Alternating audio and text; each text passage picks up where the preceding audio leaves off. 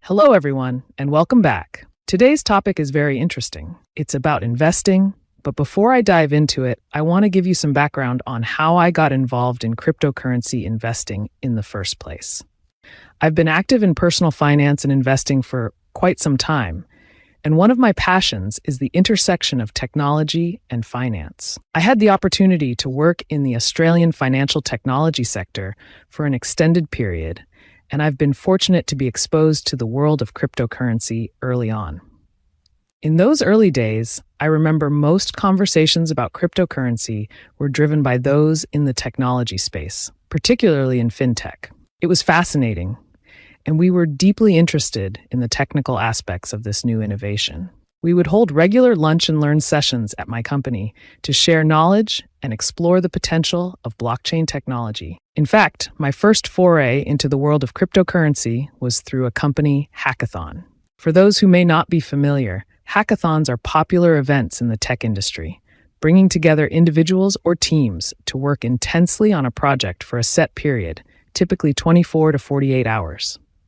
At the end of the hackathon, the results are presented to the company, with everyone voting for the best project. My friend and colleague, Jordan, and I decided to team up for this particular hackathon. We were both tech enthusiasts, and given my background in finance, we naturally gravitated towards a project related to blockchain. Our project was a success, and we won second place, earning a prize of $3,000. We decided to split the winnings and invest in cryptocurrency.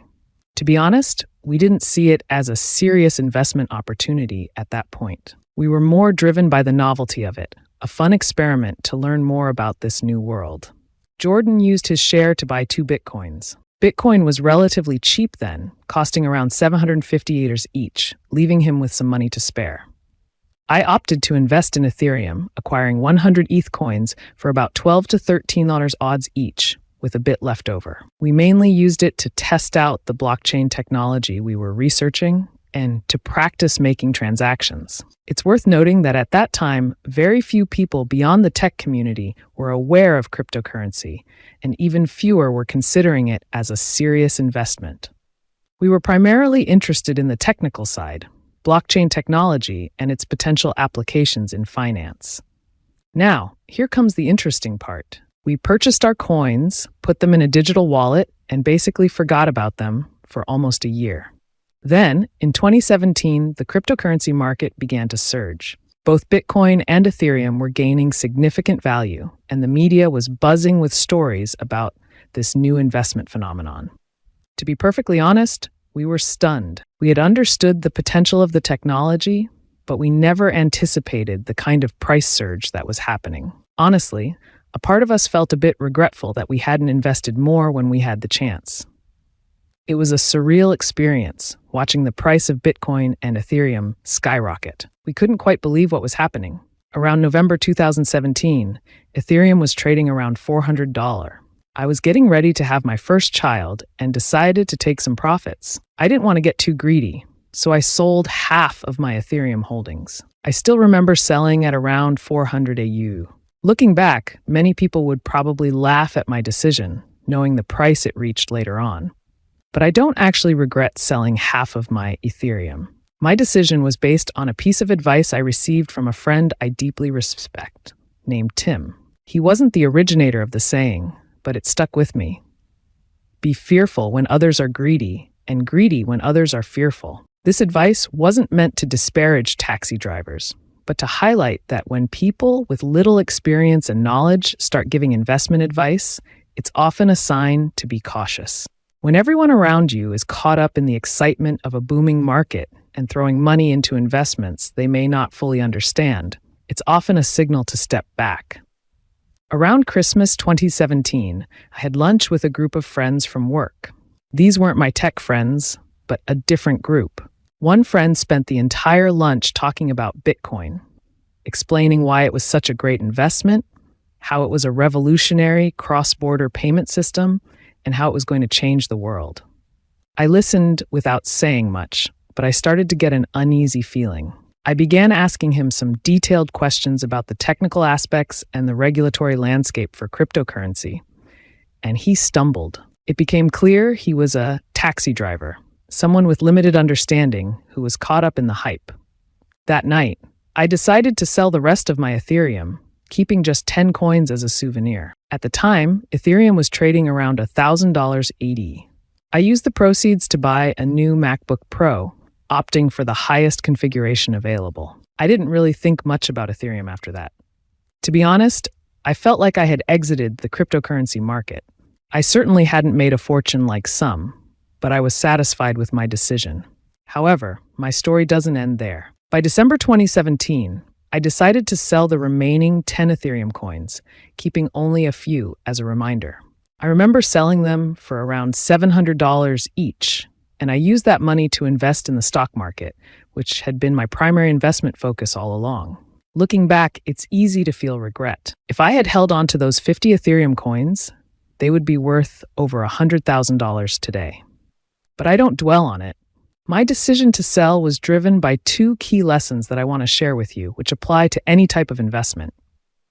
Lesson 1, know what you don't know. It's crucial to be aware of your own knowledge gaps. I realized that I had some understanding of the technical aspects of cryptocurrency and blockchain, but my knowledge of the broader financial and economic factors driving the market was limited. I had a basic understanding of how blockchain worked and Ethereum's potential for smart contracts, but I wasn't equipped to trade commodities or currencies.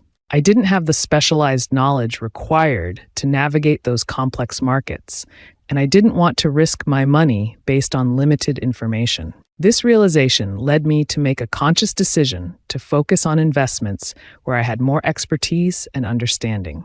I chose to concentrate on the stock market, where I felt more confident in my ability to make informed decisions. Lesson 2, beware the taxi driver. This is where Tim's advice comes into play. When people with limited knowledge and experience start offering investment tips, it's a red flag. I was fortunate to have witnessed this phenomenon firsthand, both with the lunch conversation about Bitcoin and with the broader market frenzy in 2017. The hype surrounding cryptocurrency was reaching fever pitch. Everyone, from friends and family to financial experts and media outlets, was predicting astronomical price increases for Bitcoin and Ethereum. When you hear a taxi driver spouting investment advice, it's time to exercise caution. It's a sign that the market is likely fueled by speculation and hype, not sound analysis and fundamentals. This phenomenon is known as the Dunning-Kruger effect, which describes the tendency for people with limited knowledge to overestimate their abilities. During my time working in consulting, I had the privilege of accompanying my company to the World Economic Forum, a gathering of global leaders, experts, and organizations. Needless to say, it was an eye-opening experience for someone attending for the first time. However, what struck me most was a conversation I had with a colleague during a lunch break. He spent the entire meal enthusiastically discussing the potential of oil investments. I listened attentively, but I was surprised by his level of expertise. It seemed out of character for him. Later, when I had the opportunity to ask him about it, he confessed he knew very little about oil or commodities trading. He had simply overheard some conversations at the World Economic Forum, which had left him convinced he was now an expert.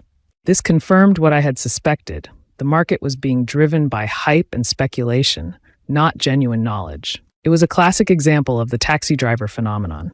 I decided that night to sell the rest of my Ethereum, leaving only a small amount for sentimental reasons. I wasn't going to risk my money on an investment that I didn't fully understand, especially when so many people were getting caught up in the excitement without a solid basis for their decisions. The lesson I learned that day has stayed with me. When even those with limited expertise are confident in their knowledge and making bold predictions, it's a sign to be cautious.